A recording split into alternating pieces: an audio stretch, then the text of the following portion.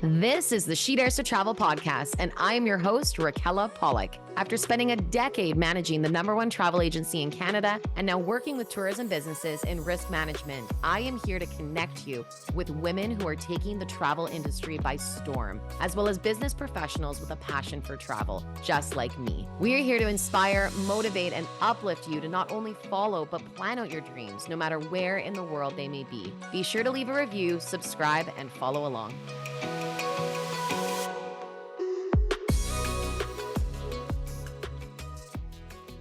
Hello, all you daredevils. Welcome back. Another trip around the globe. We are here today chatting with someone that I am very excited to get to know more. Founder and CEO of Jelani Travel, Ashley and Company, joins us today as we are celebrating their 10th year of operation. Very exciting for celebrations. A little bit about Jelani Travel. It's a travel company that's dedicated to providing curated experiences for Black travelers, reimagining Africa, and fostering cultural understanding. The company has curated over 600 travel experiences, visited 108 countries, and explored 6 continents and also 35 states, just to throw that in there too. Ashley has spoken with brands such as Google, Mailchimp, Lyft, Uber, and more, all about the unique travel experiences for their workforce. And it's really something that I can't wait to hear more about. Ashley, thank you for joining us today.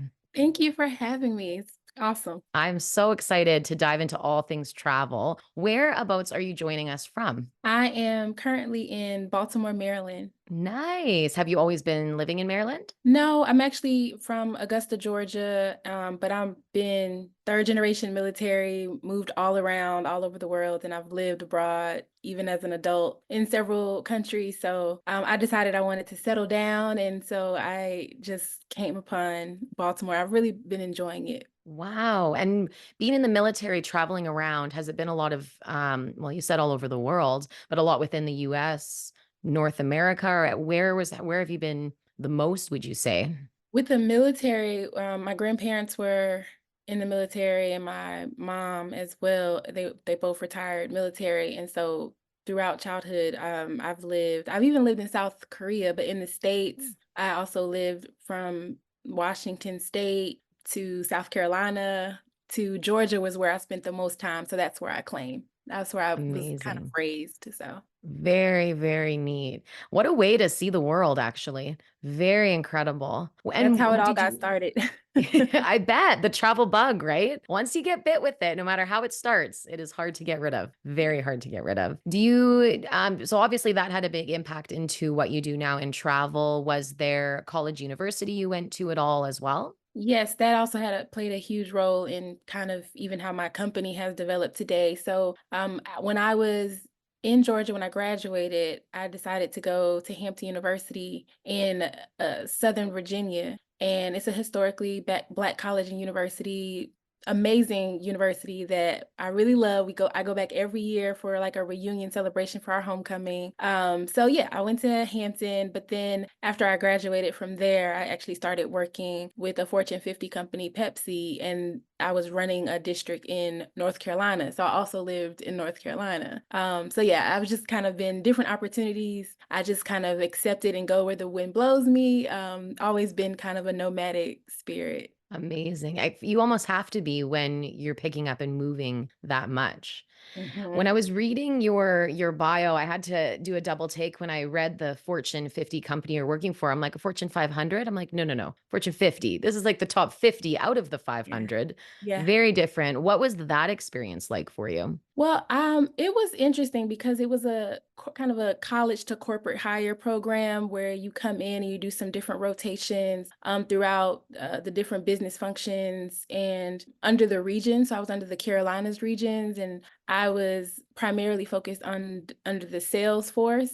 And so I ended up running a large and small format district of about 300 stores and had about 15 full-time employees who were all older white men. So many differences, and it was really interesting navigating that space, especially working in the South, because my station was in the Carolinas, specifically the Raleigh Durham area. Yeah. And so I just think I learned a lot about leadership, and I think I picked up being adaptable to my environments just from being a military brat, basically. But I was really able to utilize those skills and grow those skills, just having to learn how to manage so differently. Absolutely. And something coming right out of schooling into that type of position too. I can imagine relying on the military background would help and give you that confidence to be able to lead with, yeah, just confidence to go forward with what you're doing. Wow. How would you say that that experience of working in that type of environment has helped you with what you're doing today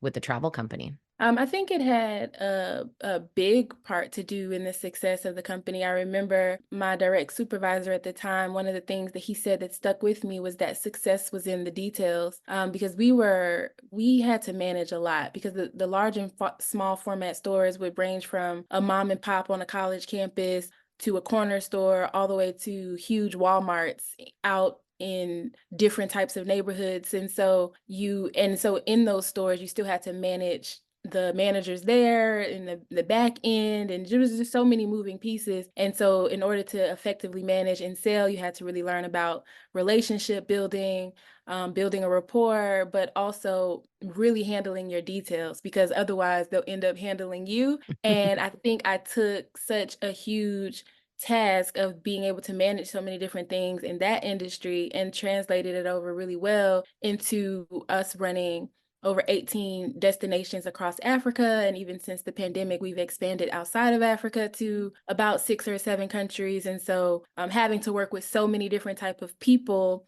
different cultures, different mindsets, especially in how patriarchy looks in overseas versus in the US is also different. So just really navigating again just differences and just how you end up effectively getting the job done and communication. So I think all of those skills really came into play when I ran my company. Wow. Very, very true that these moments and all those moments are the things that shape you into where you are. And a lot of women that I speak to, it's always that they've been following their passion that's brought them into travel and tourism. And there's a lot of people that do say things like, "Oh, 'cause I'm in commercial insurance by day," I like to say, but it's still for a lot of tourism companies and industries. And whenever I go to conferences, people are always like, "Well, you should just get back into travel and tourism." I'm like, I'm kind of still there, but it's following the passion. And it sounds like that's what you did from making the change. Or was there anything in between Jelani Travel and working for Pepsi? Or was it straight in? And how did that look for you? Yeah, that you're absolutely right. Like the change came from 100% from passion. You couldn't have told me when I was at Pepsi or in college that I'd be doing anything remotely close to this. I actually thought that I would work for the NBA. Now I have hopes to have a contract with the NBA Cares Hey, program, but nice. yeah, I wouldn't have expected travel. I always loved travel. Like you said, I got bit by that travel bug at the age of 7 when I was going to visit my grandparents who were stationed in Adana, Turkey. And at such Wow. a young age, I'm going to visit them in the summer. So that really changed my life as it related to travel, but it felt personal. I didn't even dream about how it could be a professional pursuit. People would say, well, you should be a travel agent. And that just wasn't my interest. And I kind of just thought that was really the only path. And so it really came because of the passion and because I was having such a dynamic and really transformational experience when I actually left. I'd always been traveling, but when I left my corporate job and I backpacked through all of Central America, all of South America, and then I got invited personally by a Kenyan family that I met in North Carolina while working at Pepsi, who invited me to their home where they were going home for a wedding to Kenya. And that was like the final straw. I was like, oh my gosh, this was so transformative, so liberating, so powerful that I was like, I have to figure out how to get other people here to have these experiences. And so 100%, 110% built on passion. Didn't think about profit, didn't think about how I'd make it work. I just was like, you all have to come and let's figure it out. And so kind of been doing that ever since, but putting a lot more time and investment into just educating myself and just really I also put a lot of time into physically traveling. At that Mhm. point I had probably been to 30 countries and now I'm over 100. And so just building the knowledge base and just really caring about the outcomes for people and that they're actually finding themselves with having more than just a trip, that they're actually really having intentional, purposeful travel that leaves them changed for the better. And so really that passion is what has just driven the profits at the end of the day. They say that if you do what you love, you'll never work a day in your life, and I don't think that rings ever like, even more true when it comes to people that work in tourism, and Yeah. I love to hear that story because I can almost bet, correct me if I'm wrong, but I don't think I am, that that feeling you had when you first went to Kenya is what you're trying to recreate for everyone.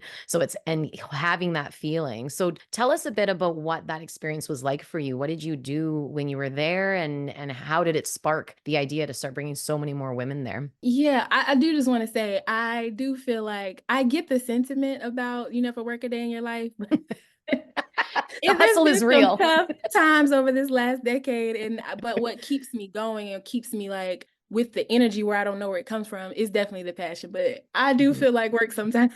As I Yeah, enter this next decade, though, it has been so much easier. I mean, our systems, our process, our teams, I couldn't do what I've been able to accomplish without so much support, and so, yeah, in some ways, it's a great time. People are always like, "I wish I had your job." I'm like, "I know what you think you wish, but it's yes. not just pictures and Instagram and hotels, you know?"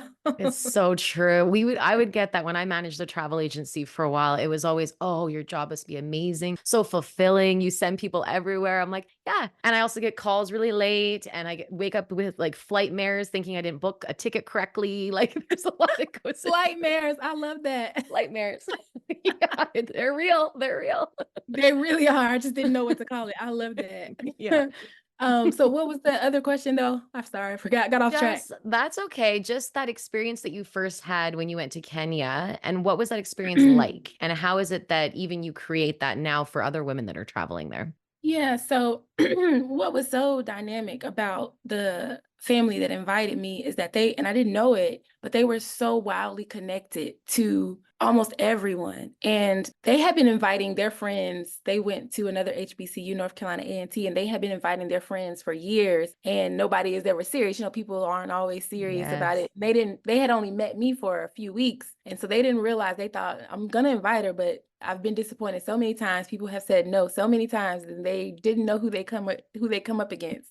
Because I bought my flight that day. I was like, "Are you Yes. sure?" I made sure they were sure. They were like, "Yeah, but okay." I was like, "Are you sure?" I bought it that day because I didn't want them to change their minds. I Good thought, for you. what an opportunity. And then when I got there, they just really blew my mind because they had cousins and aunts and uncles who were in government, who had mansions, who lived in different regions throughout Kenya. So we didn't just stay in the city. Also had family members that they needed to see because they didn't go that often. And there were family members in slums, actually. I think, and I had never experienced that. Everything was eye-opening, everything was Wow. educational, everything was so transformational because no matter where we were, from the highest end to the low, the humility, the grace, the love, the community, I was able to see that everywhere. I was able to see the connection, just the joy. It just felt really good to be there, and especially to see it be so different than what I was shown in the media and in the news. And I think that was one of the most transformational things because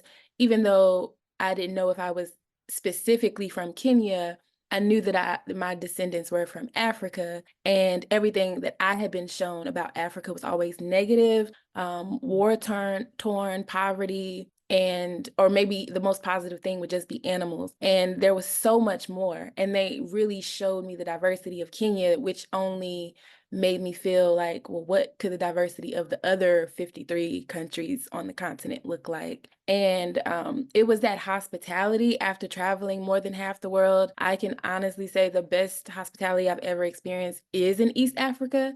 So I think I got especially lucky.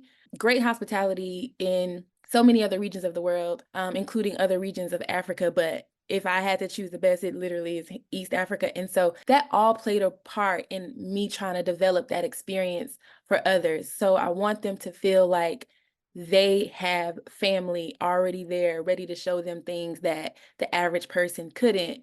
And as a result, I spent quite a bit of time for several years living in many of or staying for long periods of time in the countries that we offer because I wanted to take a different approach than I saw many like travel agents where they would just kind of meet somebody online, see some reviews, and kind of book popular hotels and just maybe the transport and a couple of tours, but hadn't met the people, they didn't have the relationships, and as a result, some of the activities they did were more surface, and there was so much more storytelling and just experiences that really leaves you changed, I think was missing.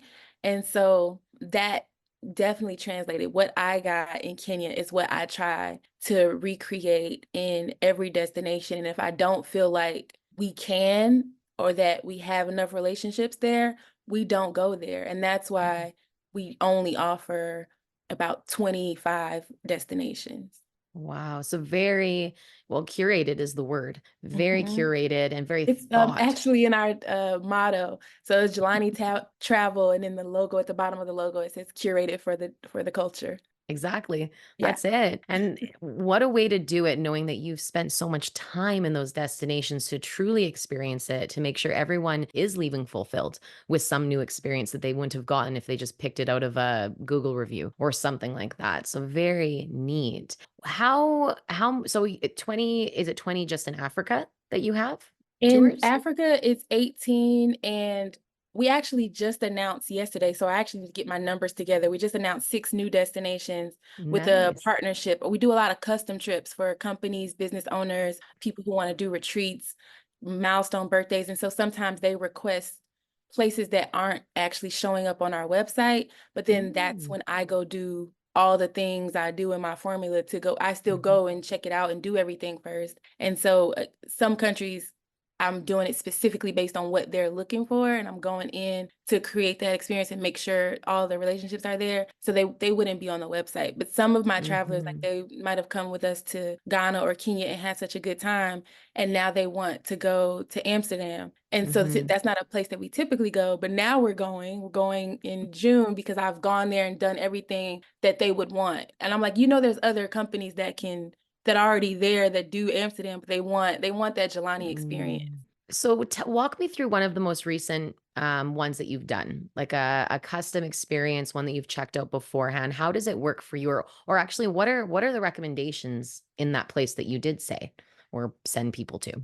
Yeah, so one of our most coveted trips, I would say, is a Kenya Zanzibar trip. Best, I think a lot of people, especially travelers like us, if we can get 2 stamps on one trip, and they're not Yes. even giving us a lot of PTO in America anyway, it's like, yes, let me make the most of it. So being able to do a 2 country tour is already a plus. And then East Africa, as I told you, the hospitality is just dynamic. And so people have a really good time and they end up telling all their friends, and then they're starting to come. So they just love that itinerary. But I think probably the 2 most special highlights of that itinerary would be that it's in the Indian Ocean. So the Mm, waters are just pristine. People often think of the Maldives. All destinations are pretty much great, but I would say that the Zanzibar destination is better in that there's a lot more culture that's tangible that you can kind of see, touch, taste, feel, all those things, and history. And so a mhm, lot of people say like it was really beautiful in the Maldives, but after a while I was kind of bored, unless I wanted to just be bored on the beach because it maybe was like a honeymoon or something. Whereas in Zanzibar, you can do honeymoon, you can do girlfriend trips, you can do family trips. We've done them all. And there's just I think a lot more going on. And then in Kenya, to experience one of the most vibrant cities of Nairobi, the mm, nightlife and the shopping, if you're into like Afro chic design and things like that, you can get all of that there. But then to go to the most world famous safari, the most world famous safari is the one area, and depending on what side of the country you're on, it has a different name. So there's the Masai Mara in Kenya, but that same national park becomes the Serengeti when you cross over into Tanzania, which is Zanzibar is part of Tanzania. So literally that itinerary just gives you so much, from best safari, luxurious glamping, the Maasai warriors, one of the mm, few tribes that still wear their traditional clothing like 100% of the time and keep up with a lot of their traditions. Even their housing is still made out of the earth, like mud and different things. And so it's just really interesting to have that experience that you can't really have too many other places. And so I would say those would be the highlights of things to experience. But the restaurant scene is amazing, the Swahili cuisine, because of the the Arabic Mm. influence, as well as some of the Indian influence and then the African influence all mixed together. I don't know about you, but I Mm. love all of those Mm. three types of foods Yes, that sounds so separately. So good. when you mix them together, it's like, and I'm sitting and it's on top of seafood and I'm sitting in the middle of the Indian Ocean. It's just like, who can beat that? Wow. I've been to Morocco is the only place I've been. So oh yeah, Morocco was incredible. I really want to go to Zanzibar. My mother-in-law has been, and one thing that stands out as you're speaking between the Masai Mara and the Serengeti, when she was on a tour, the tour guide was saying, like basically I guess they crossed over on a safari, and they're Mhm, like, yeah, so you crossed over, but there's no borders here. There's no like line like on the map. Like that's not how it works. That we follow the animals where the animals go. They run free. And I always thought that really stuck out to me because it just goes to show how vast the land is mhm. and beautiful, and what a beautiful, beautiful spot to see. So one day I want to go to Africa. My husband knows this. We are making it happen because that all sounds fabulous. What would you Yeah. say is one of your favorite dishes now that I'm In the drooling? I'm world, so like my hungry. favorite, Yeah, or favorite or dishes in even East Africa. in Africa. Yeah. In Africa, Hmm. mm, well, my favorite dish, the simple answer is fish, but I mean, the grilled fish, it's probably the grilled fish from Cote d'Ivoire. Like that Mm, is chef's kiss. But there's this fish, this Swahili like fish, coconut. It's really good in Kenya and Tanzania. You can find it in both of those areas. It's really good. You eat it with ugali and sukuma wiki, which is Sukuma wiki is like kind of like a collard green or okay. spinach type of saute, and ugali is kind of like a mix between a grit and mashed potato. Um, Yum. and you have some fresh chilies on the side, so that is really delicious. But the flavors and whatever they're doing to the vegetables they put on top of the fish in Cote d'Ivoire is just unmatched. Unreal. So much Oh, flavor. Mhm. yum. Ah, that all sounds so, so good. I'm gonna have to switch up my dinner I'm making tonight and make it make it better after all of these ideas. Where are you Honestly. based? Because I So like I know think, where all the yeah, I'm in BC in Kelowna. I don't know if you've heard of Kelowna. We're about Oh, BC, four BC, yeah, British Western Columbia. British Columbia. Okay, I thought you said DC. Yeah. I was gonna be like, in DC, here's where you're gonna go. I know Oh all the no, not places. DC. Oh no, BC. Yeah, British Yeah. Columbia. Yeah, I'm about Okay. 4.5 hours east of Vancouver in the Okay. mountains. Yeah, Yeah. It mountain must be area. so beautiful up there and cold. We've been oddly warm. Like we're What's warm for Celsius. you? So it's been like 10 degrees. Right? That's not bad for winter. It's freezing for me. Okay. However, last week we got down, or the week prior, we had a cold snap. We were down to -20. It was unreal. Like I that saw was something on the too news. cold. I don't know which part of Canada, but it was like they said -40, and it was like a record breaking. Unreal. That's probably east, out east. I think like maybe Montreal area, Quebec, Toronto. Oh, when it gets cold, it gets cold. We are really dry where we are because we're in it's very mountainous, and Mhm, we've got all four seasons. So we've got lakes, we get really hot in the summer, like 40 degrees we can get up to. So it's kind of balanced, which is nice. mhm. But yeah, it's colder right now. It's colder. So talking a bit more about Jelani Travel, how does one get a company? 10 years you guys have been running, 600 travel experiences, 108 countries. How does this happen? What type of team is required, and how does it go behind the scenes to help with this growth to where you are today? So, with the travel experiences, what I learned is that, like I shared before, there's no place I'm going to take someone if I haven't personally been myself. And so, a lot of my travel expertise, I do travel consultations as well, even if it's for somebody who just kind of wants a head start on their planning, but they want to do the planning themselves. And so, I've helped a lot of people get to a lot of places that I've been, but maybe they didn't necessarily need me to actually curate the experience for them. But in order for me to do that, I had to at least curate the experience for myself. So those 108 destinations are places that I've been. I would say, and then sometimes I would say maybe half of them I curated for myself and maybe a few other people. But I would say probably 50, probably about 40 of the places are been curated for people I just didn't even know. Mhm. So it's a mix of how we get to 180 is definitely a mix. So a lot of Yeah. them, all of them, I at least had to curate it and do the research and figure it out for myself. But and many of them for a few others. But over the last 10 years, we were primarily doing anywhere from 16 to 20 plus countries within Africa and right outside. So we would do like our Egypt itinerary. Again, trying to maximize if you're coming out here, what else could you see along the way? And somebody who goes to Egypt wanting to see the eighth wonder of the world with the Great Pyramids of Giza would probably be interested in seeing Jordan to go see Petra, the Mhm. treasury, which is the seventh wonder of the world. And so we would put those two trips together. So if you wanted to do Jordan and Egypt, and so now you're outside of Africa. And then some places that were really personally special to me that I've lived and that I knew would be a good experience for my audience is Colombia in South America. So we started going there after the pandemic. People kept asking me, like, let's go some places outside of Africa. I'm like, okay, it's really wonderful, but okay, we'll do it.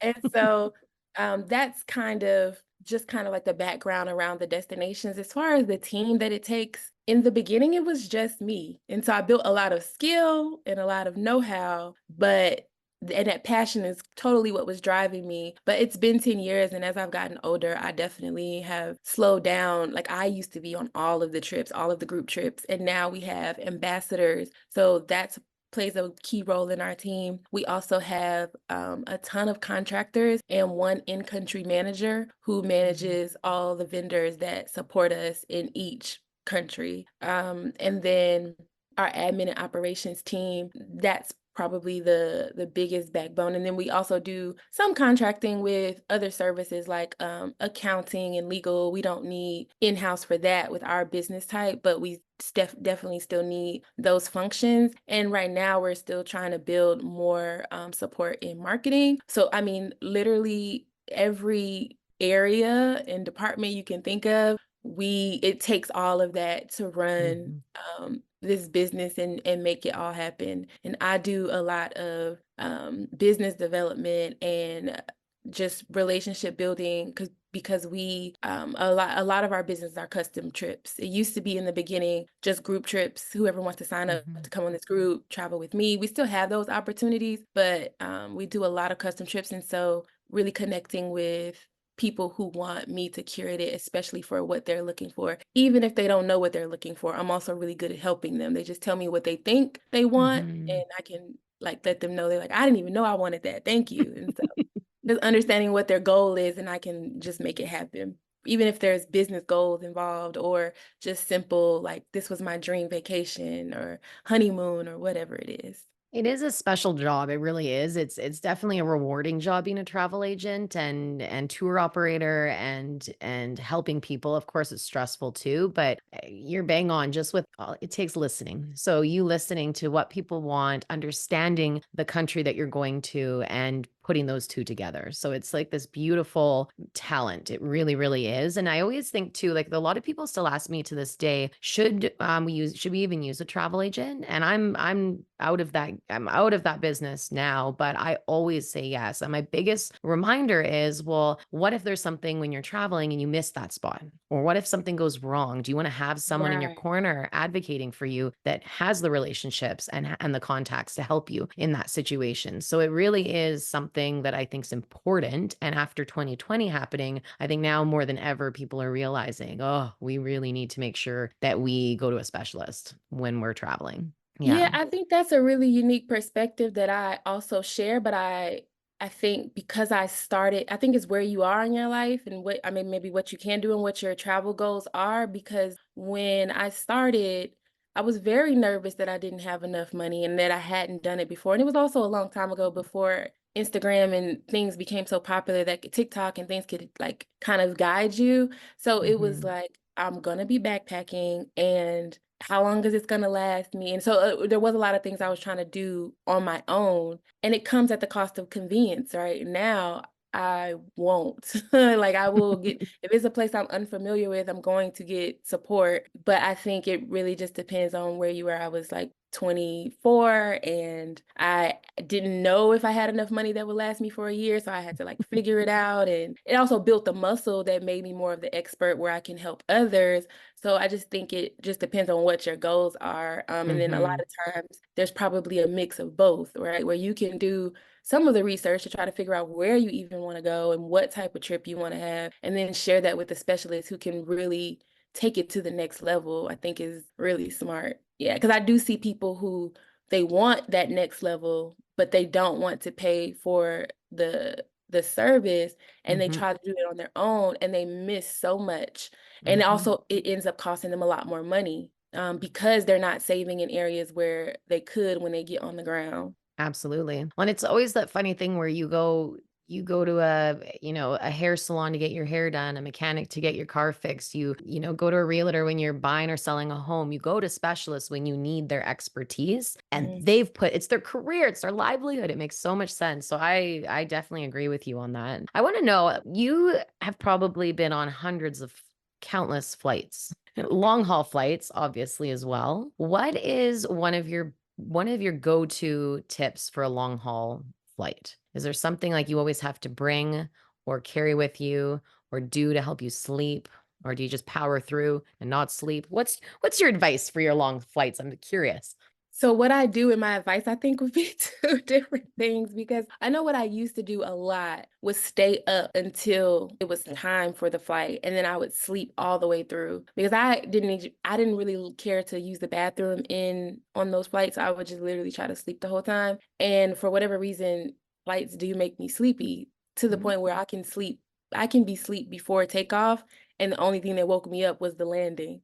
And Amazing. if it's really long haul, I might literally wait I can sleep for like 12 hours and then wake up and have to watch a movie or 2 and then be there, something like that. But I think the advice would be to just try to make yourself as comfortable as possible. For me, it was to not have to deal with the people, any elements, anything. I sleep. But for others, it might really be like, I like snacking throughout the day on when I'm at home. You're gonna definitely want to do that there. So bring snacks that you Mm, actually like. If you have anxiety, I think with people, you can't control that those people are still gonna be there, so you maybe should get some type of things that can, like, mellow you out. I don't know, what mhm. those would be, like a melatonin or something. I don't know what the Yeah. things are, but whatever you are doing, on the ground, I think you wanna try to bring as much of that comfort as you can in the air, especially for long haul flights. If you have, like, a particular like, I rarely watch TV, but some people that's a huge part of their thing, Mhm. and so there's a lot of different options on the planes, but if you know you have a specific thing or you know you really are not looking forward to a long haul, why not download the things that you know you love, that you know you needed to catch up on? So it's not just some shows that you have options of, but it's the show you actually are going to be into. And so that'll help the time go by fast because, like, by the time you get done with that, it's like, okay, how much time do we have left? So I just think really amplifying what you already do in any ways that you can in the air. And then I know a tip that I just don't do, but I'm gonna start doing it. Compression socks are good. You should wear on long haul Mm. flights. You should wear compression socks. But in standing up, getting movement, because if you know that's the important part of your health regimen when you're not on a plane, certainly for a long haul, you should get up and at least walk around if you can. Yeah, I think those are some things that can support you. Great advice. Definitely great advice. I spoke with a former WestJet flight attendant a few weeks ago, and she said I heard that one of the dirtiest places on a plane is actually the ice cube tray. And she said Yeah. that's not true. It's very clean. They Oh, usually use bags. Yeah. So they'll have bags that line it and then they clean it out, and then it's a new bag and the ice goes on top. So I'm like, okay, that's good to know. She said the bathrooms though. And she always would cringe whenever she saw people go in their socks and like bare feet to the bathroom because she'd be like, oh, no, don't do it. Don't do it. That was like the grossest part of the plane. So wear the compression socks, but then keep your shoes on, is what I want to exactly. add on to That's that. that's a very important part. Yeah. I could never imagine not having my shoes on in that bathroom. Uh-huh. I know. Or even bringing slip-on flip-flops or something, or slippers if you do want to Oh, get out of your shoes. That's a yeah, good I have one. this ebook where I wrote some travel hacks and now I'm forgetting some of them. So there's a travel uniform, especially for the ladies, that I Oh. think is good For at least it worked out for me. So it would be actually just loose fitting dress with sleeves, just kind of a maxi but loose fitting cotton situation with a light, I mean, I guess it depends on the weather, but with a light scarf, because that Mm, scarf can be so just, you can multitask with that, in that it can make it cute and kind of dress it up if you throw on a lip and change your shoes mhm. when you get there if you needed to, versus the actual slides or tennis shoes, comfortable shoes you wear on the plane, while you're trying to walk through from one gate to the other. But then also, if you're cold, you'll be able to take it off and put it around you. There was one Yes. time when someone spilled their, I was in the middle seat. Like it didn't get any more middle than that. It was like three people on this side, three people on that side. And somebody spilled Coke on me. And I did have somewhere I kind of wanted to look presentable as I got off. And so I used the scarf to wrap it around and make it kind of a belt, so it literally saved me from a stain. With my hair, I think I've used it to just wrap it up. So in a style, if you wear that type of style. So it's just Mhm. so, so many different ways you can use it Yes. that I like to wear. And but the reason why I say a comfortable dress is because the few times that I do have to go into that airport bathroom, I find it's a Mm. lot easier to use the restroom when you're just lifting up a dress versus having to pull down pants, Great especially idea. leggings. And then I'll Mhm. wear leggings under it if it's like cold on a plane, but it's easy to very just take off when you're Mhm. getting somewhere that's a warmer destination. So I think that that's good versus if you Great didn't idea. have the dress and you only wore leggings. If you're hot, there's no Mhm. alternative for you. So that's just kind of some of the things that I like in my kind of travel uniform. I love it. Travel uniform. It reminds me when I first started traveling and I thought it was a good idea to wear a romper on a like 10-hour Oh, flight to Amsterdam, actually. It was the worst idea of my life. It was so awkward. And you take it off and you're sitting there half naked. Like, why did I do this? I'm cold. Like, it was brutal. yes. And then all the belts, jeans and a belt when you Oh, go through TSA. That's why I'm oh, like, that dress exactly. just makes things Yeah. so smooth sailing. Easy. Great idea. I love it. Great idea. So, talk a bit as well about Jelani Gives, the nonprofit organization of Jelani Travels. How did that come to be? And tell us a bit more about it too. So interestingly enough, I actually started with the nonprofit. So my feeling when I got to Kenya and I was like, I have to bring more people here, I have to create these transformative experiences, was that who am I to tell some adults what to do? And I'm not an actual travel agent, and how, so I had all these doubts at that time. And so I thought, but I could. I was already mentoring youth through my sorority, and I've always loved children. So I was like, I can definitely help shape their minds, because what do they know? And I can really support them and maybe change the trajectory of their life the way that travel changed the trajectory of my life, from as early as 7. And so I just really was focused on young people. But what that meant was they were likely not going to be able to pay for it. And especially the demographic that I wanted to support, because I'm like, if their parents already could pay for it, they're probably already doing it. So why not reach some others? And I was personally passionate about reaching young people who wouldn't have that opportunity, because I also was Mhm. that young person. Had not my grandparents and my mom gotten to the military, they would not have been traveling. They wouldn't have left their neighborhoods, quite frankly, Mhm. with just the socioeconomic status that they were in that cycle. My grandma had my mom at 15 and my mom had me at 18, and they used the military as a way to have a stable career. And that career just happened to have travel in the description, but that travel changed my life. And so I thought, if you don't have parents who are with a job like that, how else would you be able to have these experiences unless I tried to create something? And then that means I also need to learn how to raise money for you. And so that's it. So we actually started with the nonprofit, and I Mm. actually had a very tough time raising money because people weren't seeing my vision, and they thought like, why would I donate for somebody to take a vacation? And I'm like, this is for young people who Mm. travel is the classroom, it's going to change their lives. And I'm a doer. And so I just felt, once I had that feeling, which it was June of 2022, or it was June when I had the feeling, and I Mhm. tried to reach out to get people to support, and some people did, but really not many. I was like, I'm Yeah. just gonna do this with or without you all. And so I used my savings and my family helped too. And we were able to take 3 girls to Ghana 6 months later. They were like, some people who were Wow. trying to help was like, yeah, but just give it a year or two to really get your Um, LLC and figure everything out. And I was like, I got the LLC. Well, you need to fill out your 501(c)(3). I did. I did it all myself. I figured it out.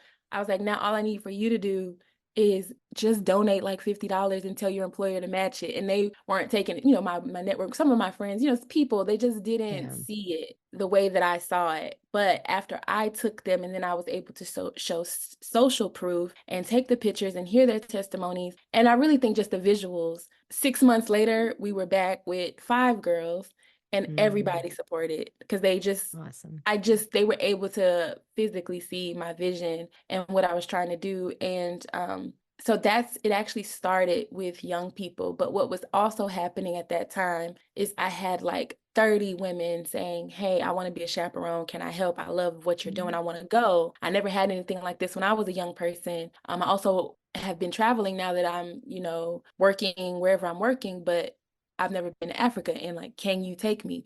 So I saw a business opportunity because I was really Mm. struggling with raising money. People were starting to help more, but it's very expensive, the liability of young people. And so I was like, okay, I'll take you on your separate, because I also was very passionate about the curriculum and the programming. And I'm like, I can't have 30 chaperones and only 5 girls. So I'll give you your own trip. I'll use that premium and the profit from that to fund our girls. And so that's what I did. And so that's kind of how Jelani was fully born. It started with young people, then it grew into 2 companies. And during the pandemic, though, we were no longer able to continue having the girls travel.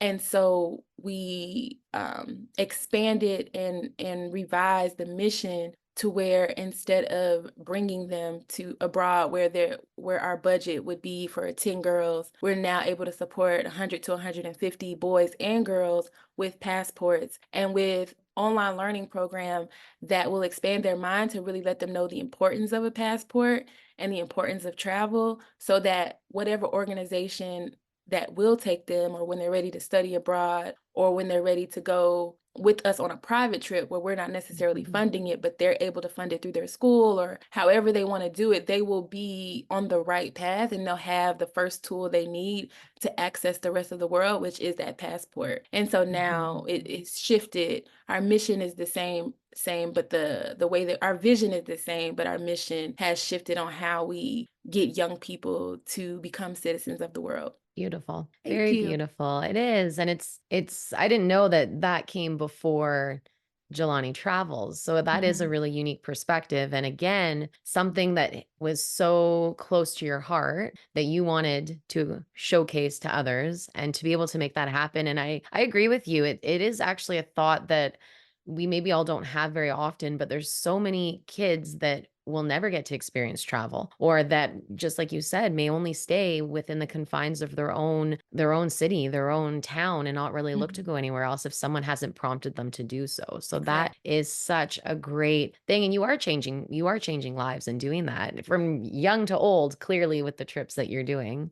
Thank I've you got so to much. ask, you are so welcome. Well deserved with the 10 years of everything you have going on. What does Jelani stand for? Or what does it mean? Jelani means greatness, mighty or greatness. Oh, And we're trying to help people reimagine their greatness, reimagine their Jelani through travel because we know travel means to connect. And when we connect to each other, we don't hurt each other. We mhm. love each other, so we travel is just so important. It is. And I feel with a lot of people, even more so now, and with all the things going on in the world, it's a reminder too that people are inherently good. There is a lot of Hmm. good when you travel. There's a lot of good. And yes, there are some people that are out there that manipulate and take advantage, and that can happen. So still have your smarts when you travel, but people are inherently good. And that is a really big thing for all of us to remember when we are exploring and going out or trying something new or just getting off the beaten path to just go book the ticket, just go, just go. So, Yeah. for somebody that's looking to start their own travel company or just company in general, being an entrepreneur, what type of advice do you have for them?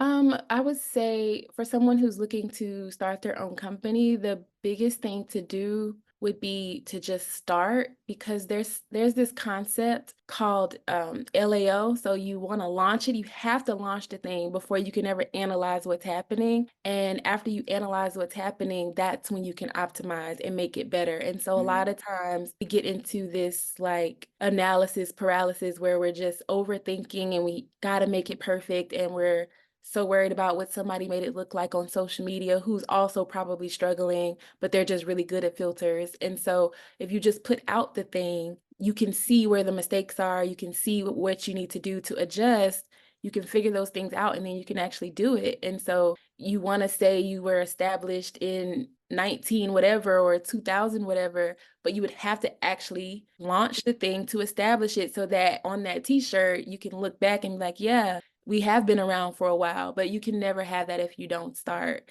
Mm. And I think the biggest thing is when you do start, don't do what I did and try to do everything yourself.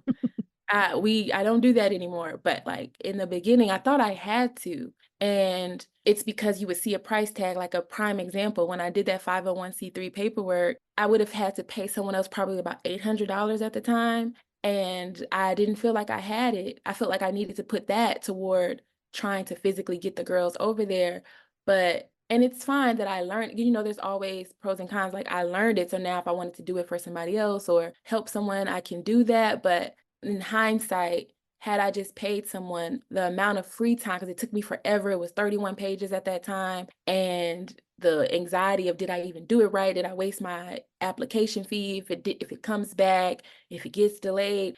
All of that mental space and that actual physical space being taken up in the form of time. What could I have been doing and using my gifts and my talents, applying it to that instead of working on paperwork that somebody could have done in 30 minutes because that's what they do for their living. And I would have had to pay for that. But the opportunity cost a lot of times is so high that I might have been able to just have a conversation with somebody because I would have been in a better mental space, which is what I'm better at, and raise that money and twice that amount of money. But so that's a young mistake. But I think what Mhm. I love about your podcast and even asking that question is like, really listen to what the people are saying, not just talking. I'm telling you exactly what I didn't do is what the opposite of that is what you should do. So for sure, gotta launch the thing. It can't be perfect until you actually launch it. Then you can make it better and better. But as you launch it, you don't have to do it by yourself. Hire the experts in the areas that you don't know that information. I feel like you are speaking directly to me right now. I mean, technically you are, but Yeah. technically that resonates with me huge. And that actually is something that I agree. It is such great advice. And I feel like we do hear it. I hear it from other entrepreneurs. It is something that is so important to build the team, build the tribe around you that you have, and use everyone's specialties and expertise and their skill set that they thrive off of so they can do that to save you time so you can focus on what you enjoy the best. I think that's so well said and really such a good reminder for every aspect of life, even when it comes to doing things. If I could outsource people to do my laundry, I would really like that. That would be great. Not That's a right now. real thing, and that has real value. Yes, I know. I'm not there yet, but I know that one day I will have a house manager of some sort or something because it's true. It's where do we want to focus our time and what's fulfilling to us? We only get this one life on this beautiful earth, so how do we want to spend it? And where do we want our talents to go and how do we want that to affect other people and grow? So, very well said. Thank you. What's your ask for all of us that are listening? How can we support you further? What is your ask from all of us? I think your listeners would really benefit from our custom trips. I think that I probably should do a better job on the website of really speaking to that but we just have so many people that come to us, I guess, from coming on a group trip before, and then they have a personal need, like, I want my leadership team to have a retreat. And so we've been getting business where we haven't really been putting it out there. But Mm. having this opportunity to be on your podcast and reach new people that I hadn't met, I'd be remiss if I didn't share. I'm really good at that. I love it because I don't have to do the guesswork around what I think 10 or 20 different people might want on a trip. We do Mhm. them, and I think there's benefit, but I really get to the secret sauce when I can just have a conversation with you, hear what you're looking for, and I also can hear what you're not saying because I know you don't know that this particular thing exists. And so I just love having those conversations and making dreams come true in the form of vacations, but also just transformational travel. So a lot of retreats. I do corporate experiences, like I said, with leadership teams or Mhm. maybe departments.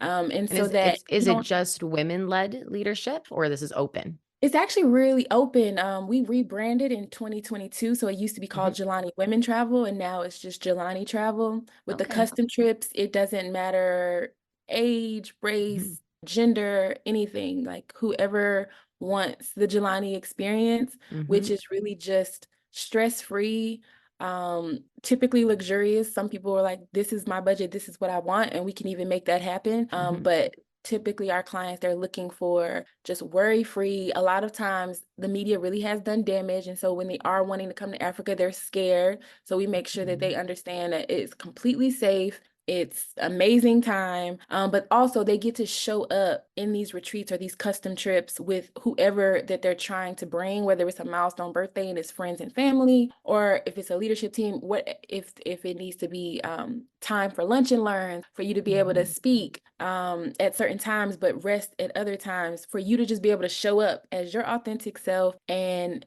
in your superpower, whether it's something you want to share intimately with your audience who's on that trip with you, or whether you just want to maybe get certain images with videography and photography. We can set everything up. Some people want to come with a group of investors so they can look at real estate in Mhm. certain countries. Whatever the industry is that wants to happen, I have that conversation and then I go make it happen. And I love doing that. Love it. I can tell your face lights up when you're talking about it. Yeah, because I Awesome. think that's the future. I mean, it's just so much Mhm. bigger than travel. It's really how can we have the things that we're looking for, but in other places as well as home? Because I think Yeah. home is really wherever you are. And so I just think there's so much that can be taking place, but the idea of travel usually stiffens people a bit because they're like, I don't know anything about that place. But that's you don't have to. That's where we come in. And so the idea that you can expand any idea or any platform internationally as a business leader, I think is a profound one. And to know that you don't have to do any of the groundwork to make that happen. We just kind of show up white label style, make you look like a rock star. That why not? I love it. Absolutely, absolutely. I love it. Where can people find you? How can they find Jelani Travel?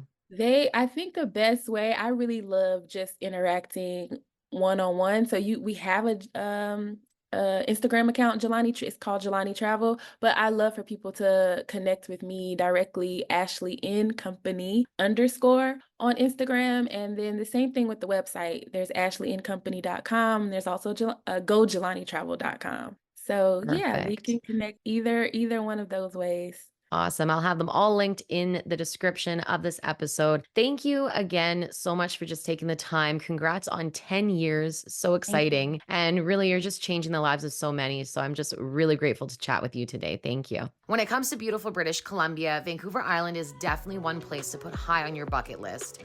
As your island gateway, Nanaimo Airport is conveniently nestled in the Central Island.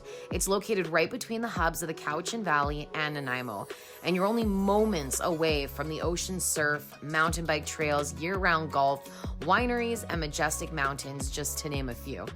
The air terminal building has more than tripled in size over the years thanks to many projects that have taken place and a 20-year expansion plan for the building. And super fun fact, did you know that Nanaimo Airport actually started out as a base for the Royal Canadian Air Force? It was for glider pilot training facilities and wartime emergency airfield.